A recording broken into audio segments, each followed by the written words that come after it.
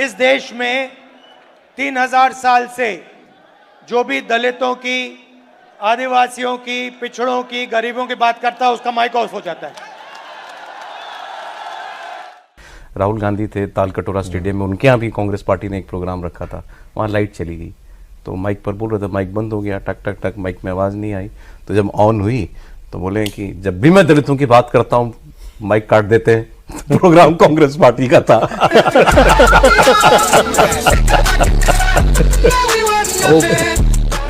तो उनको मतलब ये समझना चाहिए कि अंदर का ही आदमी है जो उनके साथ ऐसा कर रहा है। बड़ी गंभीर बात कह दी आपने ये।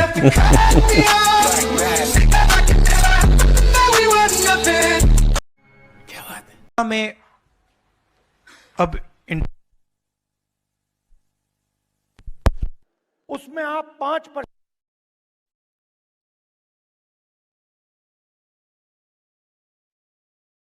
मेरे सभी सनातनी भाइयों को जय श्री राम। तो मैं लेकर आ गया हूँ एक और धमाकेदार वीडियो। तो अगर आपने अभी तक वीडियो को लाइक नहीं किया तो कर दीजिए। अगर आप हमारे चैनल पर पहली बार आए हैं और चैनल को अभी तक सब्सक्राइब नहीं किया है तो फटाफट से सब्सक्राइब कर ले और बेल आइकन को जरूर से जरूर दबा लें, ताकि जब भी मैं नया वीडियो लेकर आऊँ तो सबसे पहले नोटिफिकेशन आपको मिले। और हाँ, कमेंट बॉक्स में जय श्री राम लिखना बिल्कुल न भूलें, क्योंकि हम वीडियो की शुरुआत जय श्री राम से ही करते हैं। तो जय जय श्री राम। और आप अगर मनुस्मृति पढ़ेंगे उसमें शूद्र और महिला को कोई अधिकार नहीं था और बोलते थे अरे वो तो तांडन के अवतारी है, क्या है ऐसा, ये बोलते थे, उनको नहीं देते थे। हम उस हिंदू धर्म को मानते हैं जिसमें कहा जाता है यत्र नार्यस्तु पूज्यन्ते रमन्ते तत्र देवता। यहाँ पर शक्ति स्वरूपाओं की पूजा होती है। उस हिंदू धर्म को मैं मानती हूँ और उस हिंदू धर्म में जो भाजपा कर रही है वो सरासर गलत है। वैसे यत्र नार्यस्तु पूज्यन्ते रमन्ते तत्र देवता कहाँ लिखा हुआ है, किस ग्रंथ का है, पता है आपको? आपको इसमें आपत्ति है? नहीं। महिलाओं के अगर नाम बताइए, पता है? आपत्ति है? आपको आपत्ति है? ना लिखा कहाँ है? मैंने तो देखिए, वैसे मैं बता दूं दर्शकों के सुलभ संज्ञान के लिए ये मनुस्मृति में लिखा है, जिसको बहुत ज्यादा ये लोग वो करने में लगे रहते हैं। मनुस्मृति में लिखा है यत्र नार्यस्तु पूज्यन्ते रमन्ते तत्र देवता।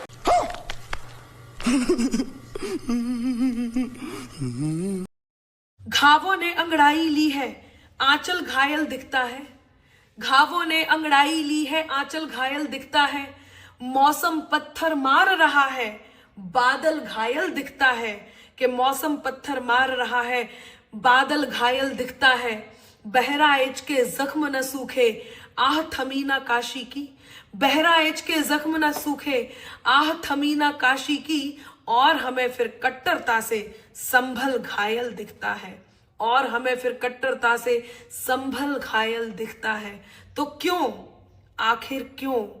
एक बार फिर एक प्रश्न आपके बीच लाई हूं, समझिएगा जरूर। कि भोली भाली शक्ल का चेहरा अक्सर शातिर क्यों मिलता है? भोली भाली शक्ल का चेहरा अक्सर शातिर क्यों मिलता है? बीते कल का जुर्म सामने होकर हाजिर क्यों मिलता है? एक भी मंदिर नहीं मिला है नींव में जिसके मस्जिद हो। एक भी मंदिर नहीं मिला है नींव में जिसके मस्जिद हो। हर मस्जिद के नीचे हमको मंदिर आखिर क्यों मिलता है? हर मस्जिद के नीचे हमको मंदिर आखिर क्यों मिलता है? अभी मजा आएगा ना भिड़ो। का दावा है कि बाबरनामा और आईने अकबरी किताब में इस बात का उल्लेख है कि जिस जगह पर आज वो जामा मस्जिद है वो कभी हरिहर मंदिर हुआ करता था। और उन्होंने ये भी दावा किया है कि मंदिर को मुगल बादशाह बाबर ने 1529 में ध्वस्त कराया था और फिर वहां पर मस्जिद बनवाई थी। सबसे पहली बात यह कि भाड़ में जाए बाबरनामा, उसको बैतुल खला में डालने की जरूरत नहीं मानता मैं उसको। Wake up to reality। और सपा के विधायक इकबाल महमूद के परिवारों के बीच वर्चस्व की दशकों पुरानी ये लड़ाई है जो तुर्क और पठान समुदाय से आते हैं। अब जब मस्जिद के सर्वे को लेकर बवाल हुआ तो इन नेताओं ने आपसी रंजिश को इसकी आड़ में अंजाम तक पहुंचाया। इस हिंसा में जिन युवकों की मौत को विपक्ष पुलिस की गोली से हुई मौत बता रहा है, दरअसल वो 315 बोर की गोली से हुई है जो पुलिस इस्तेमाल नहीं करती है। पुलिस भीड़ को काबू करने के लिए प्लास्टिक की गोलियों और आंसू गैस का इस्तेमाल करती है। लेकिन यहाँ उन्मादी भीड़ और पुलिस की कार्रवाई की आड़ में इन नेताओं और उनके समर्थकों ने आपसी दुश्मनी को अंजाम दिया है। संभल हिंसा के पीछे वर्चस्व की लड़ाई का एंगल सामने आया है। संभल में सर्वे की आड़ में तुर्क और पठान मुसलमानों के बीच वर्चस्व का खूनी खेल खेला गया और इसके पीछे थे सांसद जियाउर रहमान बर्क जो तुर्क हैं और विधायक इकबाल महमूद जो पठान हैं। सूत्रों की माने तो यहां एसपी सांसद जियाउर रहमान और विधायक इकबाल महमूद अंसारी के बीच पुरानी लड़ाई चल रही है। 24 नवंबर को दोनों के बीच सर्वे की आड़ में खूनी जंग हो गई और इस दौरान तुर्क समर्थकों ने पठान समर्थकों पर गोली चलाई जिसमें 4 लोगों की मौत हुई है। मरने वाले चारों विधायक के समर्थक थे, यानी कि यही नहीं, अभी और सुनिए। देखिए, इसमें आपको तमाम लोग दिखाई दे रहे हैं जो दरअसल सब नकाबपोश हैं, सबने अपने चेहरों पर बांधा हुआ है और इनमें से एक शख्स दिखाई दे रहा है जिसके हाथ में मतलब वो गोली चलाता हुआ।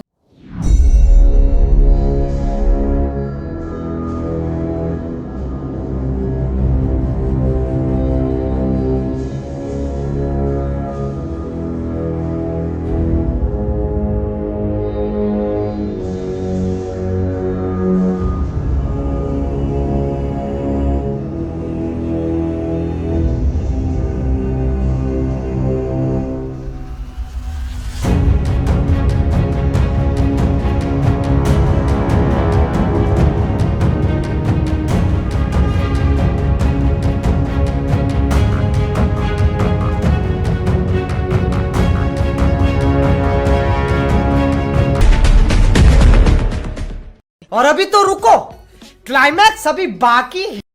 वालों की भी तो चोट आई है। तो वो चोट है, वो सही हो जाएंगे। चोट है, जिसका गया वो तो गया दुनिया से, वो तो वापस ना आएगा। तो फिर क्यों ऐसा पथराव वथराव, क्यों ऐसा कुछ करना? पथराव ही तो कर रहे थे, कोई तुम्हें जान से थोड़ी मार रहे थे। रुको जरा, सबर करो, बोला धक्का बुक्की नहीं करने का, आराम से लेने।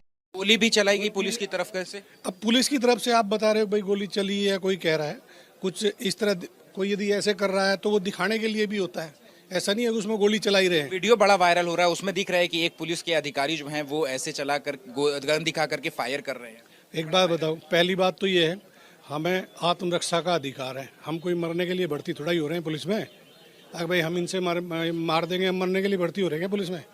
अरे भैया, हमारे बच्चे हैं, परिवार है, हमारा परिवार नहीं है। अब इनके लिए ये एक पढ़े लिखे आदमी को और एक इस तरह के जाहिल मार देंगे, एक जीवन खत्म होता है, पूरा परिवार, पूरी फैमिली है एक पुलिस वाले की। आप पुलिस पे पुलिस पुलिस पुलिस, अरे आप सिचुएशन देखिए ना, क्या सिचुएशन थी पुलिस की। आप देखते 4 घंटे 6 घंटे, आपने क्यों नहीं विजुअल लिए? इतने मीडिया वाले थे, मैं आपसे पूछ रहा हूँ, आप देखते अंदर घुस के, बनाई क्यों नहीं अच्छी वीडियो जब हम फायरिंग कर रहे थे? तो यदि ऐसा लग रहा था वो बना लेते अंदर घुस के। जब वो इतने प्यार से काम हो रहा था तो वहाँ बना लेते ना वीडियो घुस के, आपको पता चल जाता। एक बार मैं आपसे वो आरोप बता रहा हूँ कि जो परिवार है वो कह रहा है कि सीओ कह रहे थे कि ठोक दो और उनके आदेश पर ही गोली मारने का। मेरी कोई आवाज बता दे ठोक दो या कुछ इस तरह से, ठीक है। मैंने सिर्फ कानून व्यवस्था को शांति बनाने के लिए जो भी उपयुक्त बल जो प्रयोग करना पड़ा वो किया है, ना किसी की मारने की, ना हमारी कोई बदनीयती थी या किसी को क्या होगा। उन लोगों में इस तरह की भीड़ थी, वो किस तरह के लोग थे, क्या थे, कोई कहीं का, कोई कहीं का, कोई अपराधी था, कोई क्या था, ठीक है। वो उनकी आपसी रंजिश भी हो सकती है। आखिरी सवाल है अनुज जी मेरा कि आखिर जो जिन युवकों की मौत हुई है उनके से जो गोली निकली है, तो आखिर वो गोली किसने चलाई, क्या आपको पता चला? नहीं, अभी देखो, वो वहाँ भीड़ थी, इतनी भीड़ थी, वहाँ 15,000 20,000 कुछ तुलना नहीं की जैसे कितने लोग थे, ठीक है। उसमें कौन पुलिस की गोली से किसी की मौत नहीं हुई है, देसी तमंचे की गोली से मौत हुई है। पोस्टमार्टम रिपोर्ट में 315 बोर की गोली का खुलासा हुआ है। सूत्रों से खबर है कि पुलिस को देसी गोली के खोखे भी मिले हैं। संभल में एक मस्जिद के सर्वे के खिलाफ प्रोटेस्ट करते 3 मुसलमान युवकों की उत्तर प्रदेश पुलिस ने गोली मार के हत्या कर दी। अच्छा, और गोपाल मिश्रा पे क्या कहा था आपने? सवाल यहाँ पे ये नहीं है कि गोपाल मिश्रा किसके लिए मरा है, सवाल यहाँ पे ये है कि गोपाल मिश्रा को क्यों मारा गया है, क्यों हमारे देश के नेता आज इस ऐसे घिनौने इंसिडेंट पे भी राजनीति कर रहे हैं। अरे ये कैसा दोगलापन है? शुरुआत में तो आपने बहुत ही क्लियरली बोला कि 3 मुसलमानों की जान गई है, लेकिन गोपाल मिश्रा के टाइम पे आपने क्लियरली बोला नहीं कि एक हिंदू की जान गई है। ऐसा क्यों? अरे दीदी भैया, आप लेफ्ट वालों को आदत हो चुकी है कि चीजों को घुमा के दिखा देते हो। उन तीनों के पोस्टमार्टम रिपोर्ट में ये पता लगा है कि जो गोलियां उनको लगी है वो पुलिस की नहीं थी, वो लोकल बंदूकें थी। अब वो लोकल बंदूकें आई कहाँ से, आपको अच्छे से पता है। उन लोगों का अटैक करना प्री प्लान्ड था। उनके घर के छतों पर पत्थर देखे गए, अलग अलग हथियार देखे गए, बंदूकें देखी गई। ये सब किस लिए रखा था उन लोगों ने? दीदी भैया एक्सप्लेन करोगे? नहीं, उन लोगों से सवाल आपको पूछना नहीं है, पुलिस से सवाल करोगे कि आपने क्यों एक्शन लिया। आप मर जाते चलता, लेकिन उनको मरने नहीं देना था। चाहेंगे कल संभल में बड़ी हृदय विदारक घटना घटी, वहां पे हिंसा हुई, पुलिस वाले जख्मी हुए और वहां पे 4 नौजवानों की मौत की अभी तक पुष्टि हो चुकी है। क्या कहना चाहेंगे, क्यों ये घटना घटी और क्यों पुलिस पर पत्थरबाजी हुई? मंदिर का सर्वे करने आई टीम पर पत्थरबाजी हुई। ऐसा है, इनकी सत्ता चली गई, सत्ता चली गई, मेन बात है, मुद्दा ये। कहते हैं, पुरानी कहावत है कि हारा जुआरी वो चोरी करता है। हारा जुआरी चोरी करता है और हारा नेता वो दंगे कराता है। सही बात है इनकी।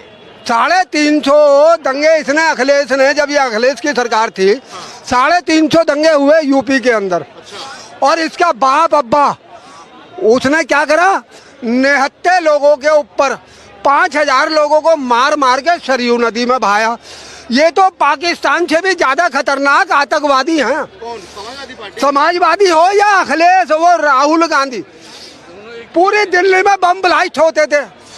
क्या करते थे ये? सुप्रीम कोर्ट पे बम ब्लास्ट होते थे, जामा मस्जिद पे बम ब्लास्ट होते थे, लाल किले पे बम ब्लास्ट होते थे, चांदनी चौक में बम ब्लास्ट होते थे, पहाड़गंज में बम ब्लास्ट होते थे, सरोजनी नगर मार्केट में बम ब्लास्ट होते थे, उसके लाजपत नगर के अंदर मार्केट में बम ब्लास्ट होते थे। ये क्या कर रहे थे भैया, क्या कर रहे थे ये? हाँ, वो सेना के सर काट के ले जाते थे, फुटबॉल बना के खेलते थे। हाँ? और सोनिया कहती थी तुम गोली मत चलाना, तुम गोली मत चलाना, वो फुटबॉल बना के खेलते थे। बांग्लादेश के अंदर इतना हाय तौबा हो रहा है, घर जलाए जा रहे हैं, मार काट हो रही है, लूटा जा रहा है। इनकी जवान पे ताले पड़े हुए हैं, आवाज नहीं निकल सकती, सरकार के ऊपर दबाव नहीं बना सकते कि हम तुम्हारे साथ हैं, उसको बांग्लादेश को सुधारो। हैं कि आप भीड़ के जो बलवाई थे, पत्थरबाज थे, उनका क्या मकसद था, उनका क्या उद्देश्य था? पुलिस वालों के पांव में गोली लगी है और इस तरीके की ये जो है, जो उनका जो उद्देश्य था, लेकिन हमारी पुलिस ने और प्रशासन ने साथ में। यही नहीं, अभी और सुनिए। कोतवाली पे और करीबन 2500 के लगभग लोगों के ऊपर है अभियोग पंजीकृत हुआ है। सभी लोगों की सीसीटीवी और ड्रोन के माध्यम से आइडेंटिफिकेशन किया जाएगा और सबको जेल भेजा जाएगा। और रहमान के खिलाफ भी एफआईआर दर्ज की गई है। हाँ, एक हमारे चौकी प्रभारी द्वारा इस नाम से, जिस नाम से आप बता रहे हैं, उस नाम से मुकदमा दर्ज किया गया है। BNS 168 के तहत पहले नोटिस दिया गया था, अब उसके बाद में कार्रवाई की गई है। संभल जिस तरह से पूरी तरह से जल रहा है और सांसद जो वहां के जिया उर रहमान हैं, उनके घर पर हम इस समय मौजूद हैं। पहले बताया गया था कि 1 बजे वो अंदर ही थे और भी सांसद जी से सवाल पूछने के लिए नहीं पूछने दिया जा रहा, क्योंकि गेट बंद कर लिया गया है इनके पीए द्वारा। और जब सुबह के वक्त आए थे उस समय भी कहा गया था, उस समय खुद अंदर यहाँ पर मौजूद थे जिया उर रहमान, जो कि संभल से सांसद हैं, और वो अंदर ही मौजूद थे। और उस समय कहा गया था कि आप शाम 6 बजे आ जाना। हम सिर्फ इतना पूछना चाह रहे थे सांसद जी से कि आपको संभल पुलिस ने आरोपी नंबर 1 बनाया है, यानी कि आपके अंदर ये पूरी तरह से जो हिंसा थी वो रची गई है। क्यों, जब संभल चल रहा है उस समय आप अपने लोगों के बीच में क्यों नहीं है? हम यहाँ पर कोशिश करते हैं कि बेल बजाने के लिए कि क्या कोई अंदर है। यहाँ पर ये देखिए, लॉक कर लिया गया है, अभी तक खुला था। और जब 1 बजे के करीब हम आए थे, आप सोचिए, जो लोकसभा का सांसद हो, जिसके इलाके के अंदर पूरी तरह से आगजनी हो, 5 लोगों की मौत हो गई है उसके अंदर, और इस समय सांसद जो है कभी बेंगलोर कभी दिल्ली, तो क्यों ये वहां पर नहीं जा रहे हैं? ये पीछे का रास्ता है। जब हमने आए थे तो सांसद जफीकुर रहमान पीछे के रास्ते से जो है वो यहाँ से निकल गए, यानी कि हमारे सवालों से बचते हुए निकल रहे हैं। हम दोपहर से यहाँ पर मौजूद हैं और उनसे कोशिश कर रहे हैं कि यहाँ पर उनसे बात की जाए। ये उनके पीए यहाँ पर भगवा की बात आई, कांग्रेस अध्यक्ष ने कहा भगवा पहनना है तो बाहर करो इनको। मैं कहता हूँ, राजनीति में गुंडे आ सकते हैं, अतीक सांसद हो सकते हैं, विधायक हो सकते हैं, मुख्तार सांसद हो सकते हैं, विधायक हो सकते हैं, उनके भाई हो सकते हैं, शहाबुद्दीन हो सकते हैं, मैं 100 नाम गिना सकता हूँ। बड़े बड़े भ्रष्टाचारी हो सकते हैं, गायत्री प्रसाद प्रजापति जैसे लोग हो सकते हैं, विधायक, मंत्री, परम पूज्य मंत्री। ये मैं नहीं कह रहा गायत्री कैसा था, अखिलेश जी का वीडियो मौजूद है गायत्री के बारे में कि गायत्री कितना बवाली था। वो सब लोग राजनीति में आ सकते हैं खड़गे जी के मुताबिक। उन सब का स्वागत है, सबके लिए लाल कालीन बिछाया जाएगा, गुलाब जल छिड़का जाएगा सब पर कि आइए पवित्र आत्माओं, भारत की राजनीति को परम पवित्र करिए। क्योंकि आपने 22 मर्डर किए हैं, पीछे वाले ने 16 किए, दंगों का आरोपी है, वो सब परम पवित्र, वो राजनीति में आने चाहिए। ये संत नहीं आना चाहिए। किसी भाषा है, कैसा विचार है? जिनको जनता ने अस्वीकार किया है, वे संसद को भी मुट्ठी भर लोगों के हुड़दंगबाजी से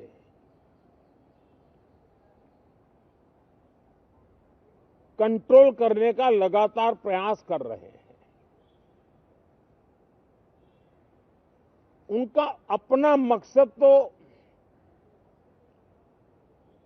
संसद की गतिविधि को रोकने से ज्यादा सफल नहीं होता है और देश की जनता उनके सारे व्यवहारों को काउंट करती है और जब समय आता है तो सजा भी देती है। लेकिन सबसे ज्यादा पीड़ा की बात यह है कि जो नए सांसद होते हैं, नए विचार, नई ऊर्जा लेकर के आते हैं और ये किसी एक दल में नहीं, सभी दल में आते हैं। उनके अधिकारों को कुछ लोग दबोच देते हैं। सदन में बोलने का उनको अवसर तक नहीं मिलता है। लोकतांत्रिक परंपरा में हर पीढ़ी का काम है आने वाली पीढ़ियों को तैयार करे, लेकिन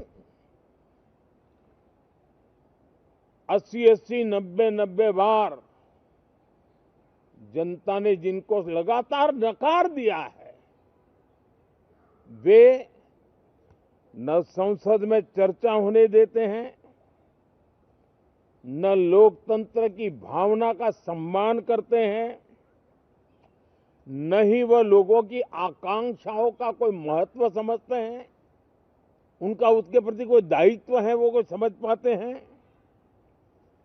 और उसका परिणाम है वो जनता की उम्मीदों पर कभी भी खरे नहीं उतरते हैं।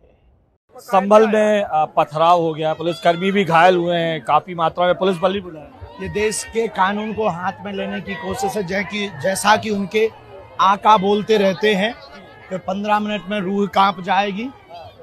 कानून की धज्जियां उड़ा रहे हैं, कानून की धज्जियां उड़ा रहे हैं। ये इस देश का दुर्भाग्य है और कानून को हाथ में लेना, संविधान के साथ खिलवाड़ करना, और ये राष्ट्रद्रोही हैं। इनको पकड़कर जेल में डालो, इनको इतनी सुताई लगाओ कि लौट करके ऐसा कृत्य कानून के साथ खिलवाड़ ना करें।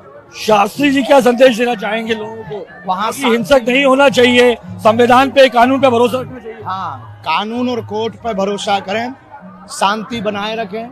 कोई